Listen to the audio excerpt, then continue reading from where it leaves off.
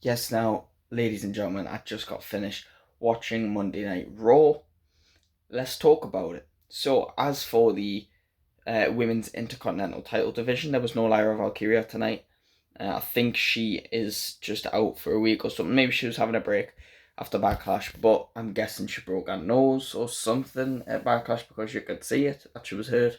But also, Becky came out to do a promo and she did mention that Lyra went to hospital after the match. Becky came at the crowd, said, Lyra didn't win on Saturday.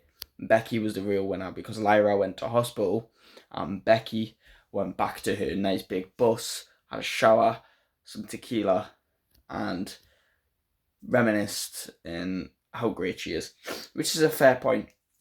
But then also, she then went in on the fans and said she left in almost a year because that's what the people were wanting. When she won the title, she didn't like the reaction she got from the people, and it's almost as if the people were saying, "Nah, they don't want her to be champion."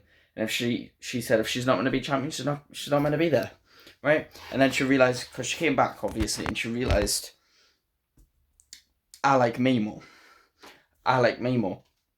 And now she's fighting for herself and wrestling for herself, and she's not going to let the people say who she is. So whatever they say she is, she is them. Let them say what they want type attitude. And she went in on the crowd, and you know what? Such a simple promo. She does it so well. She got the crowd going with that one. And all props to her. And I hope she's not done with the Intercontinental Championship because I feel like she's still going to take it off of Lyra. This was just to build Lyra up. I'm thinking maybe Money in the Bank.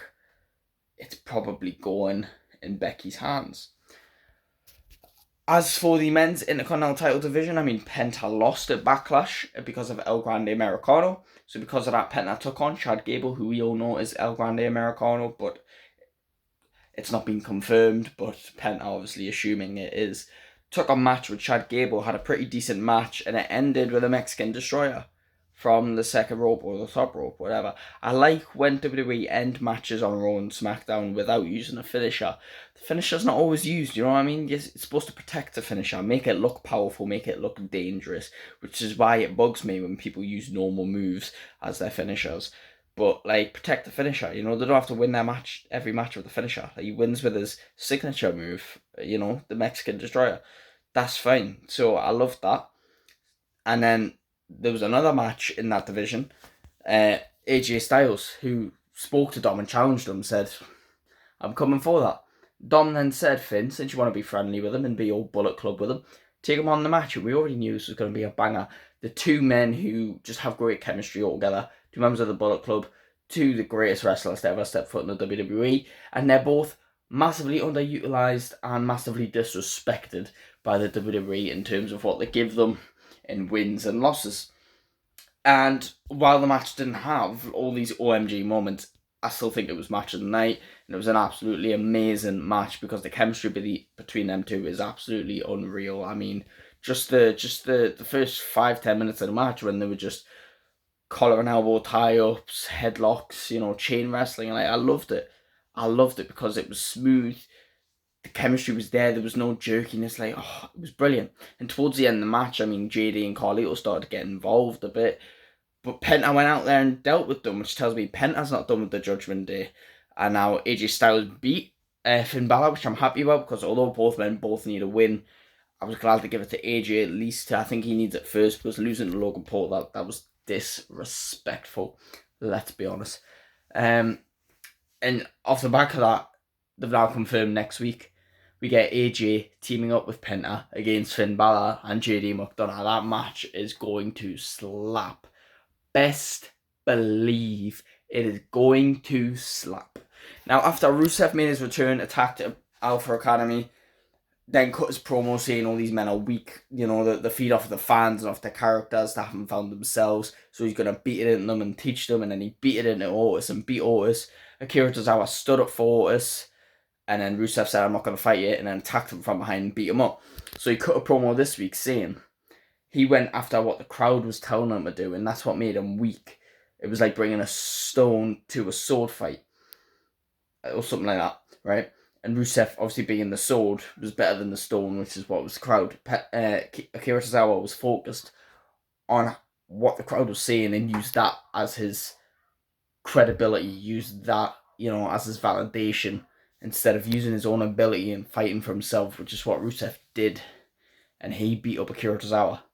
So then Akira Tozawa was backstage asking for a match with Rusev, because Rusev is going to beat it into him. And Rusev says he doesn't want to hurt them. It's going to hurt him to hurt them. But he's going to do it to make them better people. And I don't mind it.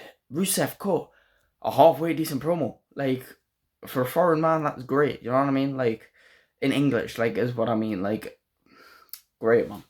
What a great promo. But then, Sheamus, we get Sheamus versus Grayson Waller next week after he beat Austin Theory. Glad to utilising everyone. Sheamus, Grayson, Austin, use them all. Good shit from Monday Night Raw. As for the World Tag Title division, the War Raiders were in another match where the New Day were at ringside commentating, and it was against the Creed Brothers. New Day are great on the mic. Keep them on the mic 24/7. They just come out with gold. Those aren't pre-rehearsed lines either. Like, their chemistry with Michael Cole and Pat McAfee is amazing. Their chemistry as a tag team is amazing. Knowing what each other's going to say and how they're going to say it, and being able to match what they're saying and match the energy and match the direction they're going with the promo. It's impeccable. Love that. The match was pretty decent. Fuck the crowd, by the way. What was it? Louisville, Kentucky? Fuck you, by the way. You were a dead crowd. You had the biggest reaction for AJ versus Finn was a "This is awesome" chant, and when Penta came out. Disrespectful. You had no pop for the War Raiders or American Made, despite them putting on a really great match. But regardless, New Day ended up costing War Raiders, and American Made won, which I think makes American Made number one contenders, but obviously War Raiders are still feuding with the New Day. I like this. Get more teams involved. We're going to have American Made fighting for the world titles. War Raiders are eventually at some point going to be fighting for them. Maybe we'll get a triple threat match. Who knows? Keep it interesting. Keep all the teams involved and get everyone actively wrestling. This is their problem, and they're solving it. Or maybe it was just a good night. Who knows? But regardless, that was great, and I enjoyed it. Pat McAfee got a standing ovation after his performance at Backlash, even though he just got beat up, but it's fine. It's fine. We'll ignore that, right? But as for the world title, Jey Uso came out and addressed what was happening with Logan Paul. Gunther then made his way at the ring and said, Adam Pearce has already confirmed with you, the winner of Jey Uso Logan Paul will face Gunther on June 9th, which is an episode of Raw. Weirdly, I think it's right before Money in the Bank, I'm guessing. Just right before it. Which is strange, but it's not, because it's Gunther's rematch and they're trying to make Gunther look strong again. Jey Uso said he's going to beat the YouTuber and then he's going to go face Gunther and still be World Heavyweight Champion. This is true. Jey Uso is going to destroy Logan Paul on Saturday Night's Main Event, because they're trying to make Jey look strong as well. And then when he's facing Gunther, this is when Goldberg will make his entrance on this episode of Raw, and they'll build up towards Goldberg, Gunther at SummerSlam. I thought it would happen at Backlash. I was wrong. It's going to happen on June 9th on that episode of Raw, in that championship match. Either Jay's going to win, Gunther's going to crash out, and then Goldberg will come out and sort him out, or Goldberg will come out and it'll cost Gunther. I think the latter. So that's what I think's happening with that. But that wasn't the only time we've seen Jey Uso that night. We've seen him multiple times throughout the night. I mean, the show kicked off with CM Punk giving a promo on Paul Heyman, Seth Rollins, and Braun Breaker. He's saying he's mad with everyone, but most importantly, he's mad at himself for letting it happen, because he said it's not actually the first time Paul Heyman has turned on him. Apparently not. Apparently Paul Heyman smashed a ladder into him at some point 10 years ago, right? But he said he's mad at himself for letting that happen, for letting Paul Heyman get the better of him. And then he started insulting him and stuff, calling him fat and all sorts. Paul Heyman came storming down the ramp as if he was going to fight Punk, and then obviously he stopped, and Seth Rollins came out. And then I can't remember if Seth said much, but we ended up breaking out into a fight where Braun Breaker went after Punk, and then Sami Zayn came out to help them, and then so did Jey Uso, and the three of them got the better of Seth, Braun, and Sami.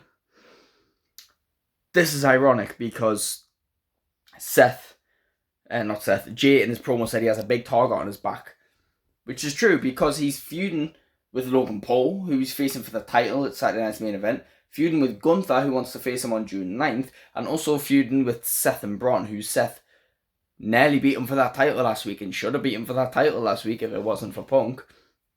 And then Braun Breaker attacks him backstage and spears him. So we have a confirmed match at Saturday night's main event.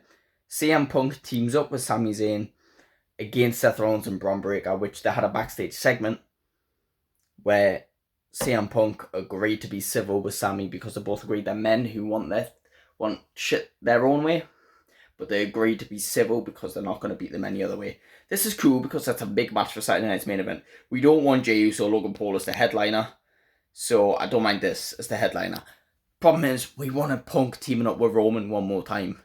And maybe we'll get that. Maybe that'll happen again. Maybe Sami will get taken out, it'll cost Punk, and then maybe in Money in the Bank, we'll get Punk and Reigns versus Rollins and Breaker.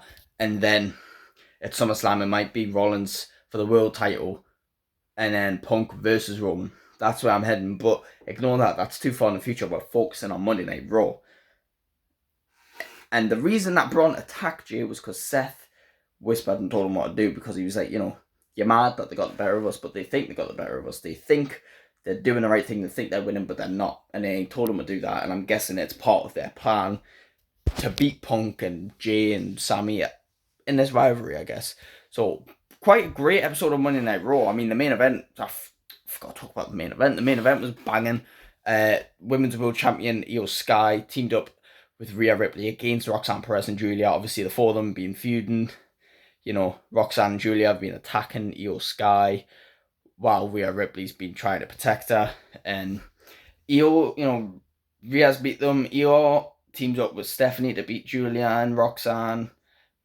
Io beat Roxanne last week. This put the nail in the coffin. Io and Rhea beat Roxanne and Julia in the main event.